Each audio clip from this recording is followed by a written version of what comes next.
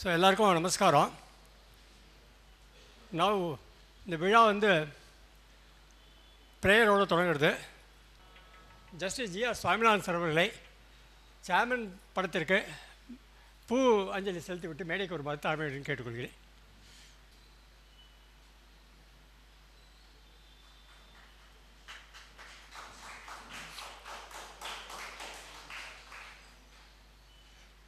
தினமலர் ஆசிரியர் ராமசுப்பு சார் அவர்களை சேர்மன் திருவுருவப் படத்திற்கு மலரஞ்சலி செலுத்திவிட்டு மேடைக்கு வருமாறு தாழ்மையுடன் கேட்டுக்கொள்கிறேன்.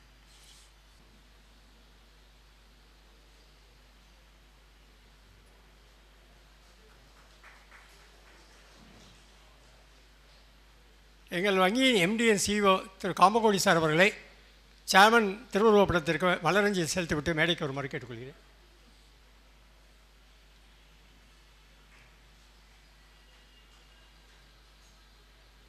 ஸோ நிகழ்ச்சியின் தொடக்கமாக ஸ்ரீமதி சுதாராஜன் அவர்கள் கடவுள் வாழ்த்து பாடுவார்கள்.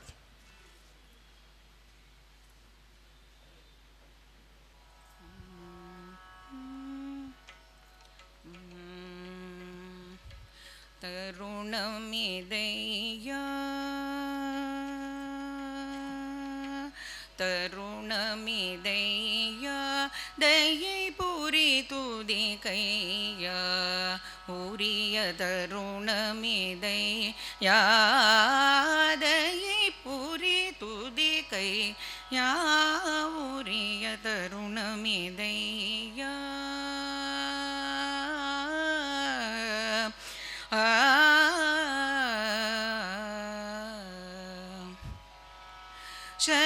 சரணமென்றுன் மலரடி பணி சரணமென்றுன் மலரடி பணி தமியனை தவிக்க விடாமல் தருணமிதையா உன்னருளல்லதோர் துணை இனி உலகில் இல்லையே உன்னருளல்லதோர் துணை இனி உலகில் இல்லையே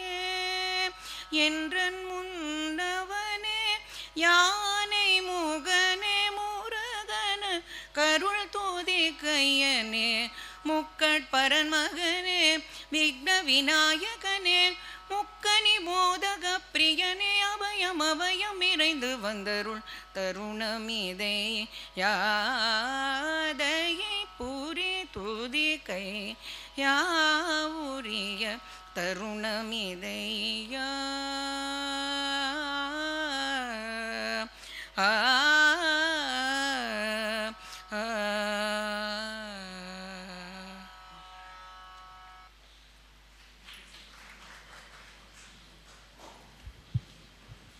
நன்றி சுதாராஜன் அவர்களே. எங்கள் வங்கியின் நிர்வாக இயக்குனர் தலைமைச் செயல் அதிகாரி திரு காமகோடி சார் அவர்களை வரவேற்புரை வழங்குமாறு தாழ்மையுடன் கேட்டுக்கொள்கிறேன்.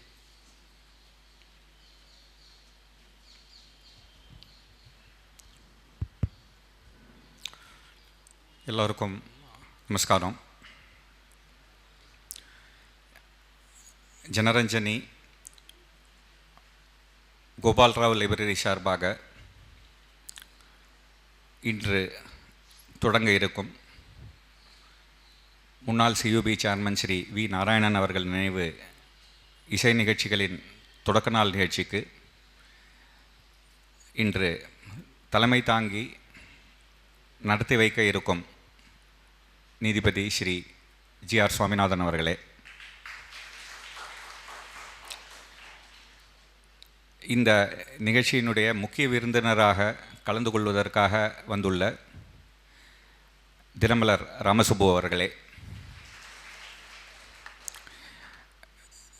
இங்கே திரளாக கூடியுள்ள பெரியோர்களே, தாய்மார்களே, வித்தியார்த்திகளே, இசை ரசிக பெருமக்களே, பிரசை சார்ந்த நண்பர்களே, உங்கள் அனைவரையும் இந்த நிகழ்ச்சிக்கு வருக வருக என்று வரவேற்கின்றேன். ஸ்ரீ ஜி.ஆர். சுவாமிநாதன் அவர்கள் இன்று வந்து இந்த நிகழ்ச்சியை ஆரம்பித்து வைப்பது என்பது உள்ளபடியே நாங்கள் அனைவரும் செய்த ஒரு பாக்கியமாகும். அவருடைய நீதி சேவையை பற்றி அறியாதவர்கள் இன்று தமிழ்நாட்டிலேயே இருக்க முடியாது. பலதரப்பட்ட வழக்குகளுக்கு, பல்வேறு விதமான பிரச்சனைகளுக்கு சட்டத்தையும் முழுதாக உள்வாங்கிக் கொண்டு அதே சமயம் அதில் இருக்கும் மனித நேயத்தையும் குறிப்பாக பார்த்து நீதி வழங்குவதில் அவருக்கு நிகர் அவரேதான் என்று நாம் அனைவரும் அறிவோம். அத்தகைய ஒரு நீதியரசர், அதுவும் அவர் நம் ஒருங்கிணைந்த தஞ்சாவூர் மாவட்டத்தைச் சேர்ந்தவர். நம் பகுதியிலிருந்து சென்று இன்று ஒரு நீதியரசராக பொறுப்பேற்று அதில் ஒரு தனி முத்திரையும் பதித்து அவர் இன்று வந்து நமக்கு விழாவை தொடங்கி வைப்பது, அதை எல்லா விதத்தையும் தாண்டி அவர் ஒரு இசை ரசிகரும் கூட. இன்று வந்து நமக்கு இந்த நிகழ்ச்சியை தொடங்கி வைப்பதற்காக வந்து ஆரம்பித்து வைப்பதற்கு அவரை வருக வருக என்று இருகரம் கூப்பி வரவேற்கின்றேன். தினமலர் நாளிதழை பற்றி நான் சொல்ல வேண்டிய அவசியமில்லை. தினமும் நம்முடைய காலை தினமலருடன் தான் தொடங்குகிறது. அந்த தினமலர் நிறுவனருடைய ராமசுப்பையருடைய பேரன் இவரும் ராமசுப்பு தான். திருச்சியிலிருந்து தினமலருடைய கோட்டையை காத்து வருபவர். அவரும் இன்று அந்த தினமலருக்கும் அவருடைய சித்தப்பா, பெரியப்பா, அப்பா எல்லோருக்கும் வந்து, அதுவும் தினமலருக்கும் சிற்றூரியன் வங்கிக்கும் ஒரு நெருங்கிய தொடர்பு உண்டு. அதை தொடர்ந்து அவரும் இன்று வந்து நமக்கு இந்த விழாவை நடத்தி கொடுப்பது என்பது நாம் எல்லாம் செய்த ஒரு பாக்கியம். அவரையும் வருக வருக என்று வரவேற்கின்றேன்.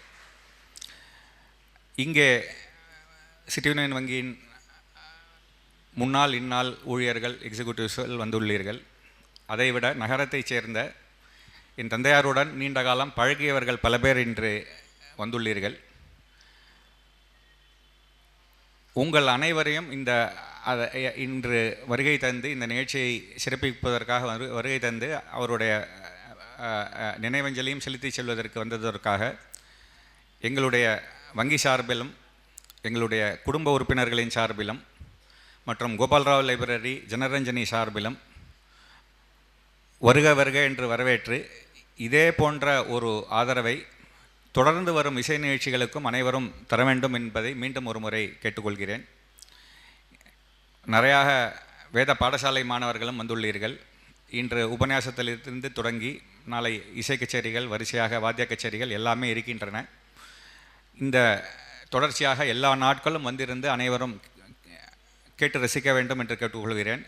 இந்த நிகழ்ச்சியை கவர் செய்வதற்கு வந்துள்ள பிரஸ் நண்பர்களுக்கும் மீண்டும் ஒரு முறை நன்றி கூறி உங்கள் அனைவருக்கும் வருக வருக என்று இந்த நிகழ்ச்சிக்கு கூறி இதனுடைய ஆதரவு தொடர்ச்சியாக இருக்க வேண்டும் என்று மீண்டும் ஒரு முறை கேட்டுக்கொண்டு வாய்ப்புக்கு நன்றி கூறி விடைபெறுகிறேன். நன்றி, வணக்கம். நன்றி காமகோடி சார் அவர்களே. நீதியரசர் திரு ஜி ஆர் சுவாமிநாதன் சார் அவர்களே தலைமை உரையாற்றி இந்த விழாவை துவக்கி வைக்குமாறு அன்புடன் கேட்டுக்கொள்கிறேன்.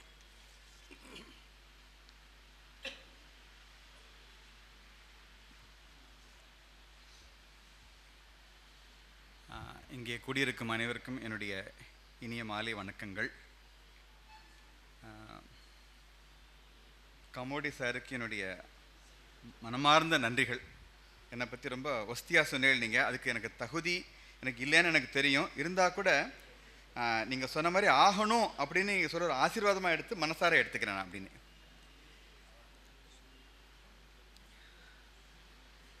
நான் மதுரை விட்டு கிளம்பும்போது என்னோட பிஏ அவர்கிட்ட தான் இந்த இன்விடேஷன் கார்டு இருந்தது. அவர் பார்த்த உடனே சொன்னார், சார் மியூசிக் கான்சர்ட்டு அப்படின்னு போட்டிருக்கு, ஆனால் இன்னைக்கு டாக்டர் யு வெங்கடேஷ் அவருடைய உபன்யாசம் தான் இருக்குன்னு போட்டிருக்கே அப்படின்னு சொன்னார். நான் சொன்னேன், டாக்டர் வெங்கடேஷோட உபன்யாசமே மியூசிக் மாதிரி தான் இருக்கும் அப்படின்னு நான் சொன்னேன். நான் ஏதோ மேடே ஒரு அதுக்காக ஒரு கூட்டிலாம் நான் சொல்லலை. நான் ஏற்கனவே அவரோட உபன்யாசம் நேரடியாக நான் 3 முறை கேட்டிருக்கிறேன். இது என்னோட 4வது முறை. அதனால் ரொம்ப சந்தோஷமாக இருக்குது இந்த இடத்துக்கு வந்தது. அதோட இந்த வென்யூ எனக்கு ரொம்பவே எனக்கு பிடிச்சிருக்கு. எனக்கு ஒரு லைப்ரரி. இன்ஃபேக்ட் நான் என் பேர் ஏன் சுவாமிநாதன் என் பேர் வச்சுருக்கான்னா, நான் சுவாமி மேலையில் பிறந்தேன், அதனால தான் சுவாமிநாதன் பேர். So I am a son of the soil only. சரியா? ஆனால் எனக்கு ஒரு நடுத்தர வர்க்க குடும்பம் தான். வாழ்க்கையில் ஒரு முன்னேறணும் அப்படிங்கிற உணர்வு எனக்கு எப்படி வந்தது அப்படின்னா, காரைக்காலில் இருந்த ஒரு public library almost every 3rd டே நான் அங்கே போவேன். 9th 10th 11 நான் 4 வருஷம் காரைக்காலில் இருந்தேன். அந்த 4 வருஷங்களும் அடிக்கடி நான் அந்த லைப்ரரிக்கு போய் அங்கே இருக்கிற புஸ்தகங்கள்லாம் படித்து அதுலேருந்து ஒரு உத்வேகம் வந்தது தான் எனக்கு வாழ்க்கையில் ஒரு திருப்புமணியாக சொல்வேன். ஸோ அது மாதிரி ஒரு மிக அற்புதமான ஒரு லைப்ரரி இந்த இடத்துக்கு வந்ததே ஒரு இட்ஸ் லைக் எ டெம்பிள். ஒரு ரொம்ப புனிதமான ஒரு இடத்துக்கு வந்த ஃபீலிங் எனக்கு வருது.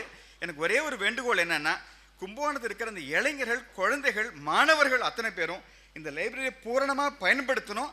அந்த செய்தியை இங்கே இருக்கிற பெரியவர்கள் மாணவர்கள்ட்ட கொண்டு போகணும். அதுதான் நான் அவங்கள்ட்ட நான் விடுக்கக்கூடிய ஒரு வேண்டுகோள். இது இந்த இதில் நாளைக்கு பார்த்தீங்கன்னா, நாளைக்கு ரஞ்சினி காயத்ரி, நாளன்னைக்கு பிரின்ஸ் ராமவர்மா, அடுத்தடுத்து அற்புதமான நிகழ்ச்சிகள்லாம் ஏற்பாடாயிருக்கு.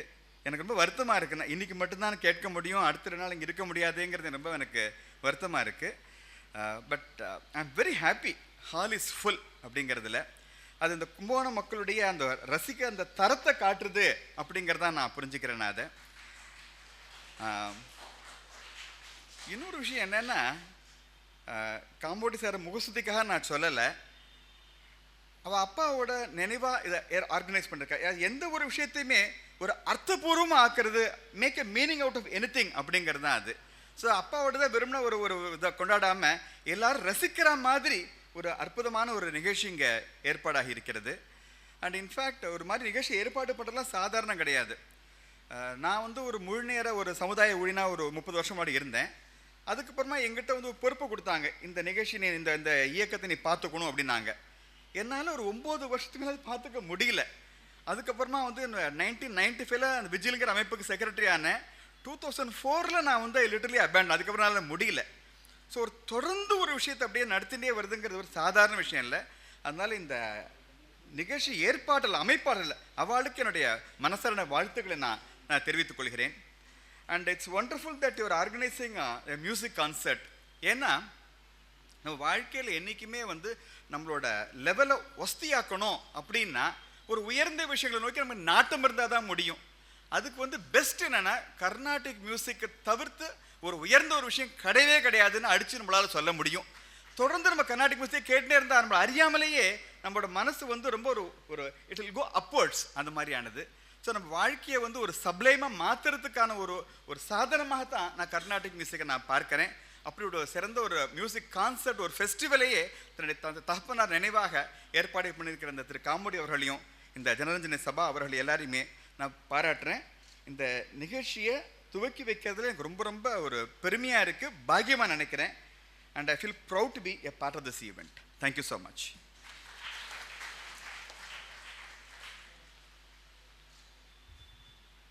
தினமலர் ஆசிரியர் முனைவர் ராமசுப்ப சார் அவர்கள் நின்றுண்டு அவர்கிட்ட பேச முடியாதுங்கிறதால நான் உட்காந்துட்டே பேசுகிறேன்னார். ஒன்றும் ப்ராப்ளம் இல்லை சார்னு சொல்லி சொன்னேன். ஸோ அப்போ அவர் வந்து வாழ்த்துறை வழங்குமாறு அவரை அன்புடன் கேட்டுக்கொள்கிறேன். ஸ்ரீ குருபியோ நமஹ. இந்த நிகழ்ச்சியினுடைய துவக்கி வைக்க வந்திருக்கும் நீதியரசர் ஐயா திரு ஜி.ஆர். சுவாமிநாதன் அவர்களே, இங்கே வீற்றிருக்கும் முன்னாள் சேர்மன், அனைத்து சேர்மன்களையும், இந்த நிர்வாகத்துடைய அனைத்து அஃபிஷியல்களையும் மற்றும் எம்ப்ளாயீஸையும் பார்ப்பதற்கு மிக சந்தோஷமாக இருக்கின்றது. ஏனென்றால் சிட்டியின் வங்கி எந்த பிரான்ச்சுக்கு சென்றாலும் யூ ஃபீல் அட் ஹோம். அந்த அளவுக்கு ரொம்ப ராசியான பேங்க் அது. இதே நிகழ்ச்சிக்கு கணேஷ் குமரேஷ் வந்தார்கள். அப்பொழுது நான் தலைமை தாங்கியிருந்தேன். இப்போது 2ஆம் முறையாக ஐயா திரு தலைவர் நாராயண ஐயா அவர்களின் சிறந்த பண்புகளை நான் நிறைய பார்த்திருக்கிறேன். திப்பி ராஜபுரத்திலே அவருடைய இல்லத்திற்கு சென்றிருக்கின்றேன். சாதாரண வெள்ளை பனியனும் வெள்ளை சட்டையும் அணிந்து நல்ல வெத்தலை பாக்கு போட்டுக்கொண்டு ஒரு எளிமையாக நான் அவருடன் வயதில் மிகவும் குறைந்தவன். அவரை சந்திருக்கிறேன். அவரை கோவிந்தபுரத்தில் நான் அடிக்கடி சந்தித்திருக்கிறேன். நான் நிகழ்ச்சிகளில் கலந்து கொண்டிருக்கிறேன். இப்பேற்பட்ட ஒரு பெரிய மனிதர் 25 ஆண்டு காலமாக இந்த வங்கியினுடைய தலைவராக இருந்துள்ளார். அது எப்படி சாத்தியம் என்று அடிக்கடி நான் யோசிப்பதுண்டு. நான் மட்டுமல்ல, இங்கே இருக்கின்ற அனைத்து ஊழியர்களும் அவர் மேல் அவ்வளோ பாசம் வைத்திருந்தார்கள். அவரது சிந்தனை வங்கியை பற்றியதான் இருக்கும். ஒவ்வொரு ஊழியர் கூட்டத்திலும் அவர் சொல்வாராம், நீங்கள் வங்கியை கவனித்துக் கொள்ளுங்கள், நான் உங்களை கவனித்துக் கொள்கின்றேன். இந்த ஊக்க வார்த்தைகள் ஒரு சிறிய வங்கியை பெரிய மற்றும் சிறந்த வங்கியாக்க பாலமாக அமைந்தது. ஆனால் இவரோ இந்நாள் ஊழியர் மட்டுமல்லாது பென்ஷன் ஸ்கீம் வருவதற்கு முன்பு ஓய்வு பெற்ற ஊழியர்களின் பால் அக்கறை கொண்டு அவர்கள் எதிர்பார்த்த விதத்தில் அவர்கள் பயனுறும் வகையில் ஒரு பென்ஷன் ஸ்கீமை அறிவித்து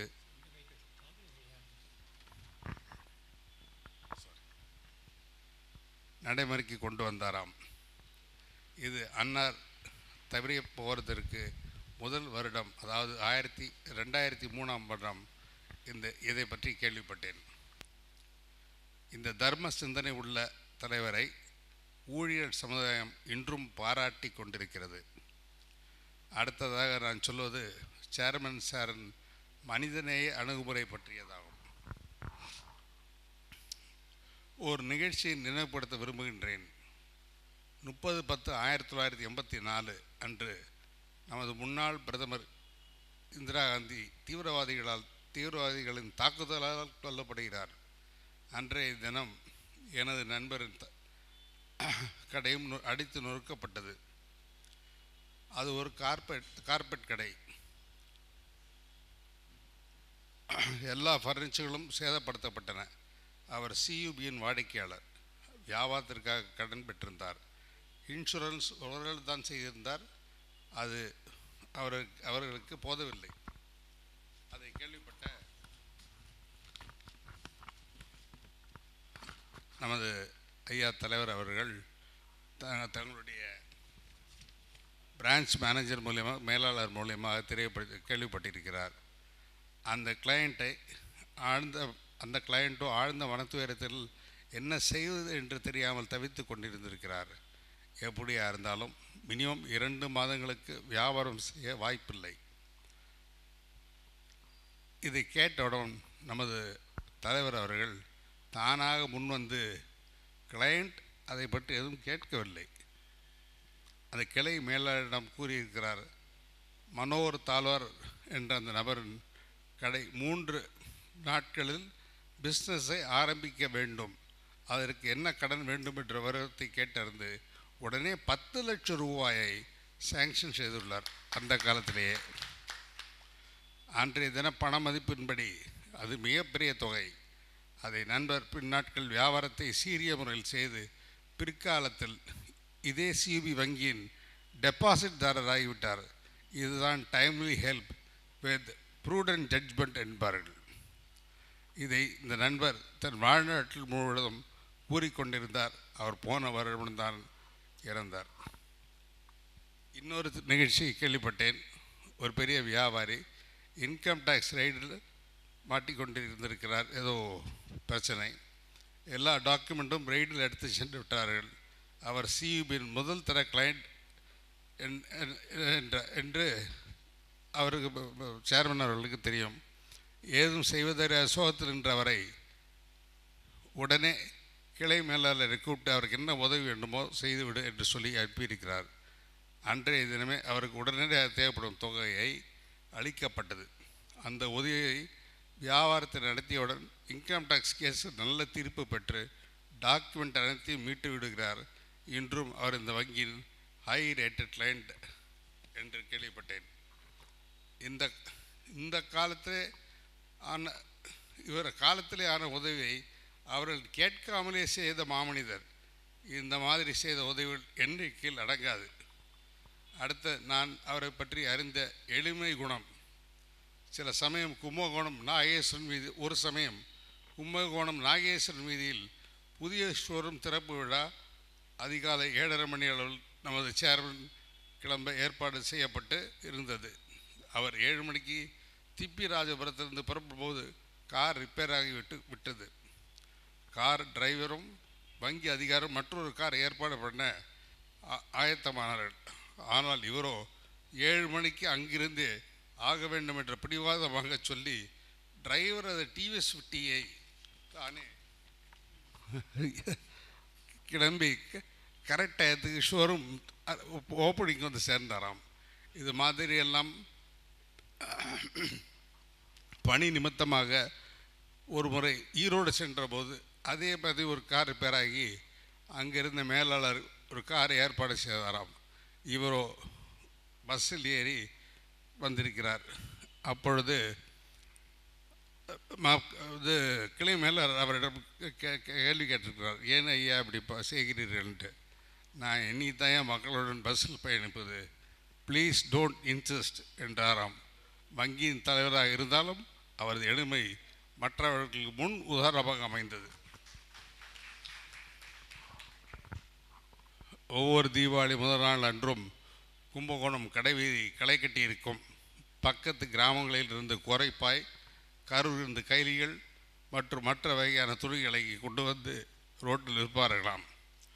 அப்பொழுது இவர் தன்னுடைய நண்பர்களை கூட்டி சென்று பெரிய கடைகளுக்கெல்லாம் செல்லாமல் சிறிய தெருவில் உள்ள கடைகளுக்கு சென்று, எப்போதும் பெரிய கடைகள் இருக்கவே இருக்கின்றன, வருடத்தில் ஒரு நாள் ஊர் விட்டு வந்து வியாபாரம் செய்யும் இவர்களை அனைவரையும் ஆதரிக்க வேண்டும் என்று கூறுவாராம். இப்படி ஒவ்வொரு தீபாவளிக்கும் ஒரு நாளும் தவறாமல் நடைபெறுமாம். புலிக்கு பிறந்தது பூனை ஆகுமா, அதே போல அவருடைய மகன் என்னுடைய வயதில் சிறிதாக இருந்தாலும் அவருடைய பிஸ்னஸ் அப்ரோச் இன்றைக்கு சாதாரண வங்கியை ஆரம்பித்து இன்றைக்கு அகில இந்திய அளவிலே ஒரு பெரிய கம்பெனியை வங்கியாக உருவாக்கிய என அருமை சகோதரர் ஸ்ரீ காமகோட்டி அவர்களை என் வாழ்நாள் மறக்க முடியாத ஒரு நபர். I look upon him as my brother. Though he might be younger to me, he has understood me and all the clients' problems, and he has given solutions for that.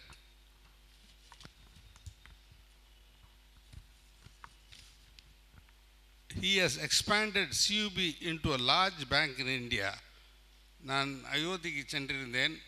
அங்கே நம்ம சியூபியை பார்க்கும் பொழுது மிக சந்தோஷமாக இருந்தது. யூபியில் சில இடங்களில் சென்றிருந்தேன்.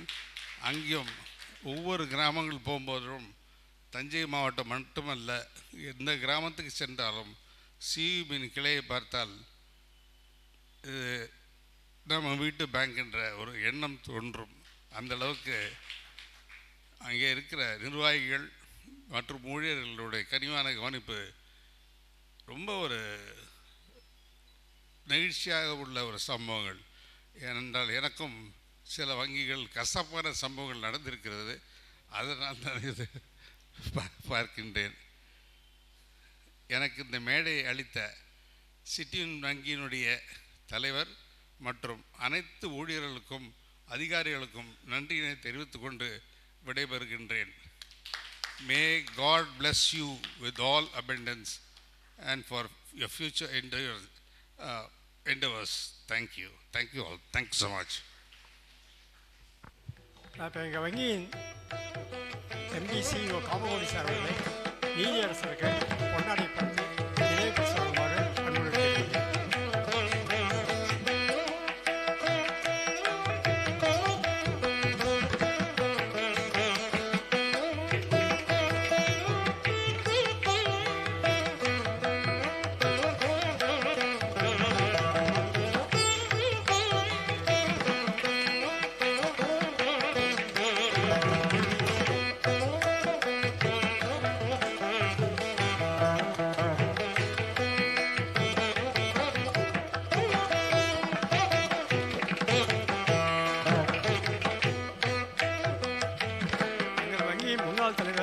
பாலசுப்ரமணியன் சார் அவர்களை தினமலர் ஆசிரியர் ராமசுப்ரமணியன் சார் அவர்களுக்கு பொன்னாடை போட்டு நினைவு சொல்லுமாறு கேட்டுக்கொள்கிறேன்.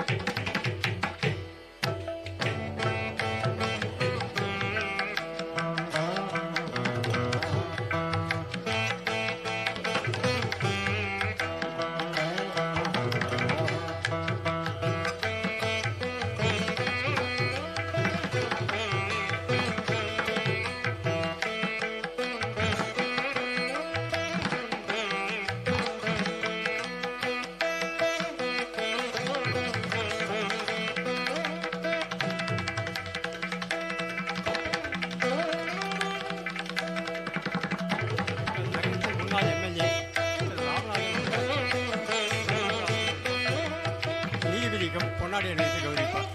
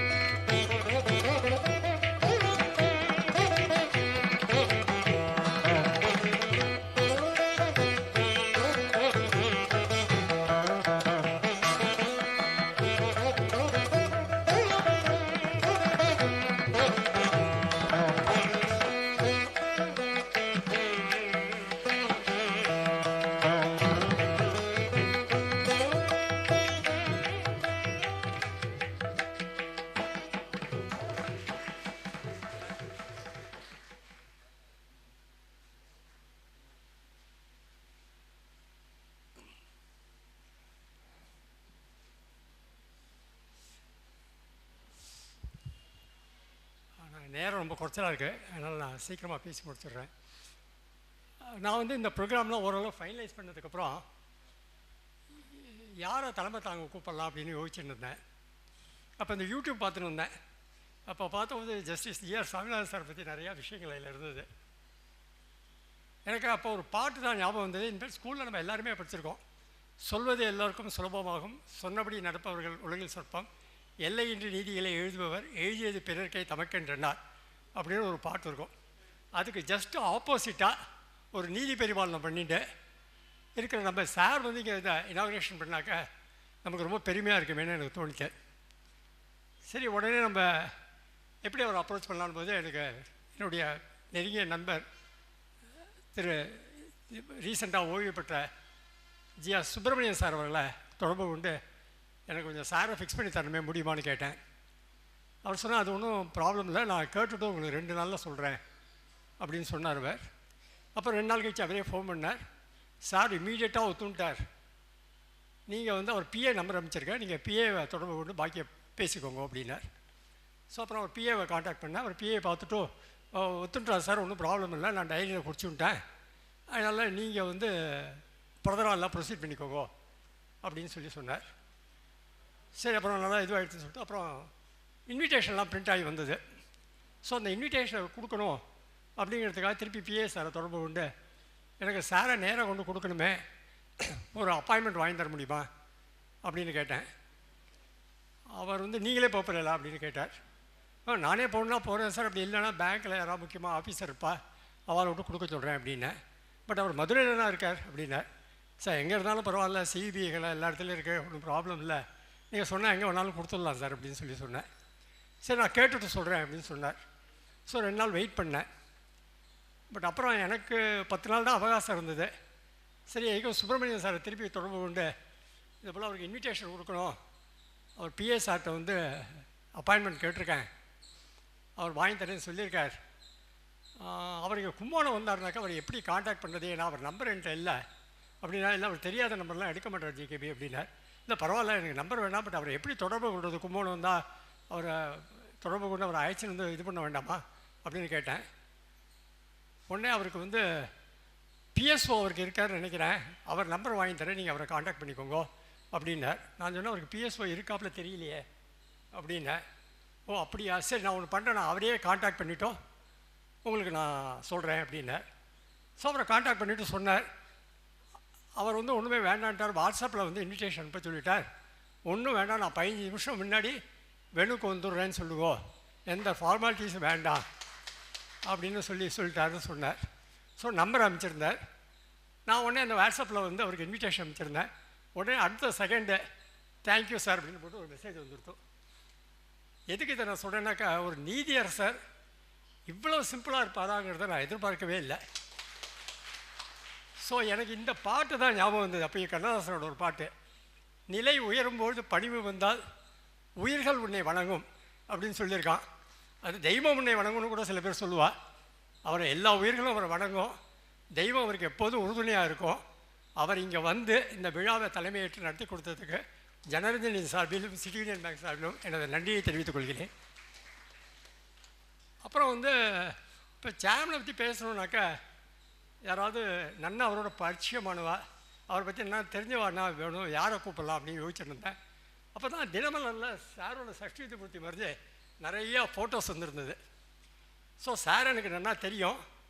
அதனால் நான் உடனே என்ன நினச்சேன்னாக்கா, அப்படியே நேராக தொடர்பு கொண்டு பேசிடலாம்னு சொல்லிட்டு சாருக்கு ஃபோன் போட்டு, சார் இதை போல் இருக்குது, நீங்கள் கண்டிப்பாக வரணும் சார்னு சொன்னேன். அவரை ஒன்றுமே அடுத்தது சொல்ல, டெஃபினட்டாக வந்துடுறேன் ஜிகேபி, நான் இப்போ திருக்கடையை போயிட்டு என்னோடய பேர குழந்தைக்கு மொட்டை போட்டு வந்துட்டுருக்கேன், அதனால் நான் உங்களுக்கு வந்து ஆஃபீஸ் வந்துட்டோம் நான் கன்ஃபார்ம் பண்ணிடுறேன், டைரியை பார்த்துட்டோம் அப்படின்னேன்.